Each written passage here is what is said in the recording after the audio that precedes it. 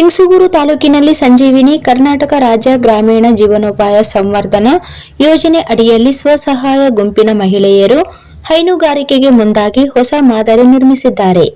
ಸುಮಾರು 50-60 ಮಹಿಳಾ ಹಾಲು ಉತ್ಪಾದಕರ ಸಹಕಾರಿ ಸಂಘ ರಚನೆ ಗುರಿಯೊಂದಿಗೆ 1,500-2,000 ಮಹಿಳೆಯರು ಹಸು ಖರೀದಿಸಲು ಸಾಲ ಮತ್ತು ಸಮುದಾಯ ಬಂಡವಾಳ ನಿಧಿ ಮೂಲಕ ನೆರವು ಪಡೆಯುತ್ತಿದ್ದಾರೆ. ಗುಂತಗೋಳ ಗ್ರಾಮ ಪಂಚಾಯತ್ ವ್ಯಾಪ್ತಿಯ ಪರಿಮಳ ನರಸಮ್ಮ, ರುಕ್ಷಾನ್ ಬೇಗಂ, ಮುನಿರಾ ಬೇಗಂ, ಮಮತಾಜ್ ಬೇಗಂ ಮೊದಲ ಹಂತದಲ್ಲಿ 5 ಆಕಳಗಳನ್ನು ಖರೀದಿಸಿ ಪ್ರತಿದಿನ 20-25 ಲೀಟರ್ ಹಾಲು ಮಾರಾಟ ಮಾಡಿ ದಿನಕ್ಕೆ 1,500-2,000 ರೂಪಾಯಿ ಆದಾಯ ಗಳಿಸುತ್ತಿದ್ದಾರೆ.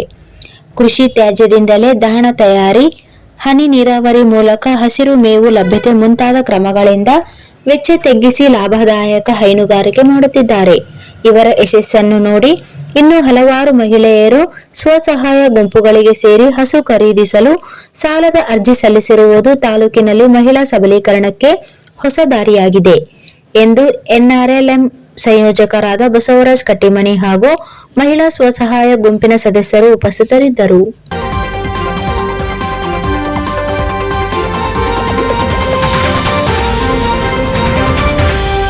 इस वीडियो को लाइक करें, हमारे चैनल को सब्सक्राइब करें और बेल आइकन जरूर प्रेस करें हमारी न्यू वीडियो सबसे पहले देखने के लिए।